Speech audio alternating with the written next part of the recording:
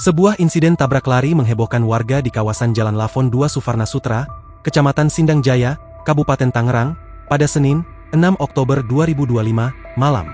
Peristiwa yang terjadi sekitar pukul 20.30 waktu Indonesia Barat itu, melibatkan sebuah mobil minibus jenis Mitsubishi Pajero, yang diduga menabrak pengendara sepeda motor di perempatan Cibolang.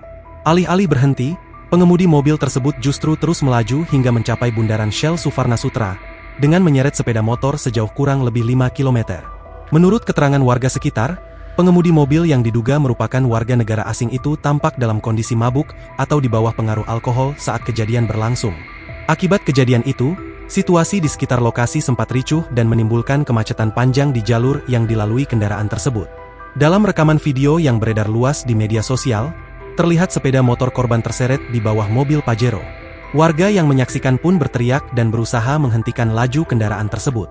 Bahkan, dalam unggahan akun Instagram jkt.fit, pengemudi mobil Pajero tampak masih sempat merokok meski sudah dikepung warga. Unggahan tersebut langsung menuai beragam reaksi dari warganet. Banyak yang mengecam tindakan pengemudi dan mendesak aparat kepolisian segera menangkap serta memberikan hukuman tegas kepada pelaku. Dari informasi yang beredar di kolom komentar, korban dilaporkan selamat, meski mengalami sejumlah luka di tubuhnya. Sementara sepeda motornya hancur akibat terseret mobil. Hingga kini, pihak kepolisian masih melakukan penyelidikan terkait identitas dan status hukum pengemudi Pajero tersebut.